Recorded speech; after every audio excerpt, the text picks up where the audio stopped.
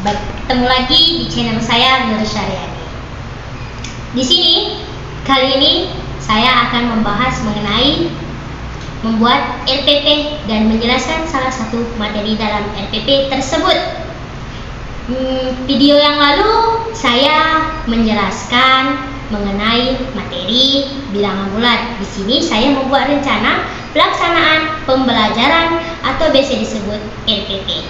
Sebelum membuat RPP, jangan lupa tekan tombol like, comment, subscribe, dan share ke teman-teman agar saya semakin bersemangat untuk membuat video-video yang bermanfaat. Mari kita saksikan pembuatan RPP. Dan masuk di sini. Di video kali ini kita akan membahas mengenai bagaimana sih membuat rencana pelaksanaan pembelajaran atau biasa disebut dengan RPP. Nah, untuk ini kita membuat format dalam satu lembar. Ini formatnya. Ini ada rencana pelaksanaan pembelajaran, yaitu satuan pendidikan, mata pelajaran, kelas atau semester, materi pokok, alokasi waktu, tujuan langkah-langkah pembelajaran, penilaian, dan terakhir yaitu penilaian. Nah, untuk di RPP ini kita sebelum memulai pelajaran kita harus menggunakan rencana pelaksanaan pembelajaran itu sebagai kita untuk calon guru. Nah, yang pertama itu satuan pendidikan. Untuk satuan pendidikan saya ambil di SMP Negeri 7 Kisaran. Nah, ini untuk satuan pendidikannya. Untuk mata pelajarannya yaitu mengenai matematika. Untuk kelas atau semester saya ambil kelas 7 semester ganjil. Kelas 8 semester ganjil. Maaf ya, untuk kelas saya ambil di kelas 7 semester ganjil. Nah, untuk materi pokok saya ambil mengenai bilangan. Untuk alokasi waktunya saya ambil 2 kali 45 menit dalam satu kali pertemuan. Artinya dalam satu kali pertemuan ini satu les itu 45 menit. Jadi satu pertemuan itu ada 2 les. Jadi 2 kali 45 menit jadi 90 menit dalam satu kali pertemuan. Agak dekat kan? Nah, inilah dia pertama dalam membuat RPP. Awalnya kita satuan, mata pelajaran, ada dia kelas, materi pokok, dan alokasi waktu. Nah, untuk selanjutnya, untuk tujuannya ini maksudnya apa? Tujuan dalam pembelajaran ini apa sih? Nah, yang pertama adalah siswa dapat membandingkan bilangan bulat, tujuannya. Yang kedua ialah siswa dapat menghitung operasi bilangan bulat. Nah, untuk yang ketiga ialah siswa dapat menghitung operasi bilangan bulat. Yang keempat yaitu mengenalkan kepada siswa bilangan bulat berpangkat positif. Ini dia yang keempat. Untuk yang kelima ialah siswa dapat mengetahui kelipatan persekutuan terkecil atau KPK dan faktor persekutuan terbesar. Nah, mengapa saya ambil 1.1.1? Karena di tujuan KD-nya ini pertama. Dia dalam satu, yang pertama intinya KD-nya yang pertama dan nomor yang pertama. Dan yang kedua, ini yang ketiga, ini yang keempat mengenalkan kepada siswa bilangan berpangkat bulat positif, dan yang kelima siswa mengetahui kelipatan persekutuan terkecil atau KVK dan faktor persekutuan terbesar atau FPB. Nah, itu tadi untuk tentang tujuan. Nah, adapun mengenai langkah-langkah pembelajaran. Nah, di dalam langkah pembelajaran ini ada namanya kegiatan, ada namanya deskripsi, ada namanya waktu, ada di kegiatan ini ada namanya pendahuluan, inti, dan penutup. Nah, Kenapa saya warna ini? Biar supaya nampak cerah, biar supaya indah. Bebas mau warnanya apa. Baik, kita masuk aja ke langkah-langkah di dalam pendahuluan. Nah, langkah-langkahnya apa saja sih, deskripsinya, kegiatannya? Mari kita simak. Yang pertama ialah guru mengucapkan salam dan berdoa. Pastinya yang pertama itu guru mengucapkan salam dan berdoa. Yang kedua ialah guru memeriksa kebersihan kelas, kehadiran, kerapian berpakaian, posisi tempat duduk disesuaikan dengan tujuan pembelajaran. Untuk yang ketiga ialah guru memberikan motivasi kepada peserta didik sebelum memulai pembelajaran. Yang keempat ialah guru menyampaikan tujuan pembelajaran. Yang kelima ialah guru mengajukan pertanyaan pada siswa yang berhubungan dengan materi pembelajaran. Nah, itulah dari pendahuluan kegiatan kita, deskripsi kita. Nah, untuk pendahuluan ini kita memakan waktu sekitar 20 menit. Sekitar 20 menit. Nah, itu untuk pendahuluan. Dan tadi yang pertama adalah guru mengucapkan salam dan berdoa, guru memeriksa kebersihan kelas, kerapian dan berpakaian, posisi tempat duduk disesuaikan dengan tujuan pembelajaran, guru memberikan motivasi kepada peserta didik sebelum memulai pelajaran, guru menyampaikan tujuan pembelajaran, guru mengajukan pertanyaan pada siswa yang berhubungan dengan materi pembelajaran. Itulah pendahuluan, pembuka dalam kegiatan pembelajaran. Nah, yang masuk kita ke inti kegiatannya. Apa saja sih? Ke inti yaitu kita menggunakan model. Model apa sih? Model pendekatan pendidikan matematika realistik Indonesia atau biasa disebut dengan PMRI. Nah, model ini kita ada 9 model kita buat. Yang pertama ialah guru mempersiapkan bahan atau alat seperti buku pegangan guru, laptop, serta proyektor. Yang kedua ialah guru menjelaskan perbandingan bilangan bulat. Yang ketiga ialah siswa dijelaskan menghitung operasi bilangan bulat. Yang keempat ialah siswa membentuk kelompok untuk menyelesaikan persoalan mengenai operasi bilangan pecahan. Dan yang kelima ialah siswa dijelaskan mengenai bilangan berpangkat bulat positif. Ini teman-teman bisa lihat. Ya. 6 ialah siswa membuktikan faktor persekutuan terbesar FPB dengan metode pohon faktor. Untuk yang ketujuh ialah siswa mampu menyelesaikan kelipatan persekutuan terkecil atau biasa disebut KPK. Untuk yang kedelapan ialah siswa mengambil kesimpulan dari kerja kelompok. Dan yang kesembilan ialah guru meluruskan perdebatan dari kelompok. Jadi misalnya kalau ada yang berdebat, guru ini harus meluruskan dari perdebatan masalah yang dipermasalahkan. Nah, inilah dari inti. Nah, mengapa di dalam kegiatan ini ada bilangan bulat?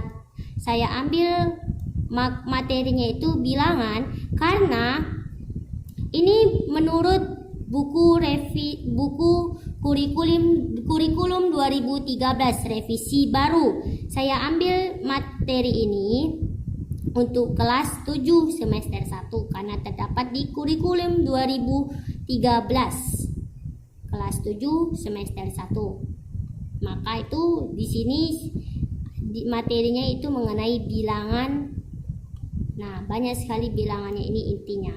Nah, untuk waktu di dalam inti saya ambil memakan waktu sekitar 50 menit. Saya ambil memakan waktu 50 menit. Nah, itu tadi inti. Nah, yang terakhir yaitu penutup. Nah, untuk penutup, apa saja sih penutup? Nah, yang pertama ialah guru melakukan penilaian dalam pembelajaran berupa tes tertulis berupa menghitung operasi bilangan bulat dan pecahan. Jadi penutup ini guru melakukan penilaian pembelajaran yang berupa tes tertulis. Yang berupa tes tertulis ini soalnya itu seperti operasi bilangan bulat dan pecahan. Kedua ialah guru membimbing peserta didik untuk menyimpulkan dari materi yang disampaikan. Jadi guru ini betul-betul membimbing peserta didiknya untuk dapat menyimpulkan materi yang disampaikan tadi. Guru itu memberikan kepada peserta didik bagaimana sih menyimpulkan materi ini dan kesimpulan dari materi tersebut. Untuk yang terakhir ialah guru menutup pembelajaran dengan doa dan mengucapkan salam. Jadi tadi pembukanya itu mengucapkan salam dan berdoa. Juga kalau penutup itu berdoa dulu baru mengucapkan salam. Untuk waktunya kita memakan waktu, kan tadi ini ada sisa waktunya 20 menit, 50 menit, 70 menit. Tadi waktunya itu satu kali pertemuan adalah 90 menit. Maka untuk penutup ialah 20 menit. Oke, itulah dari langkah-langkah pembelajaran dalam kegiatan pembelajaran. Masuk kita yang ketiga yaitu penilaian. Untuk penilaian saya mengambil penilaian dari tugas individu berupa tes tertulis, menghitung bilangan bulat dan bilangan pecahan, dan tugas kelompok berupa presentasi mengenai pembuktian mencari kelipatan persekutuan terkecil atau KPK dan faktorisasi persekutuan terbesar atau FPB.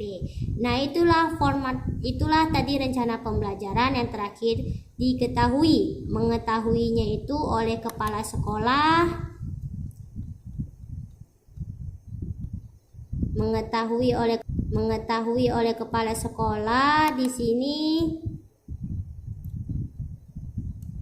Ini dia.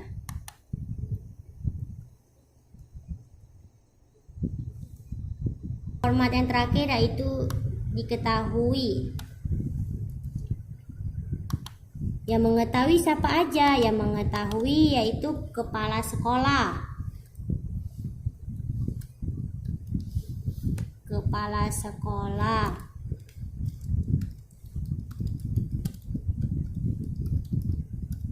Kepala sekolah, terus guru mata pelajaran.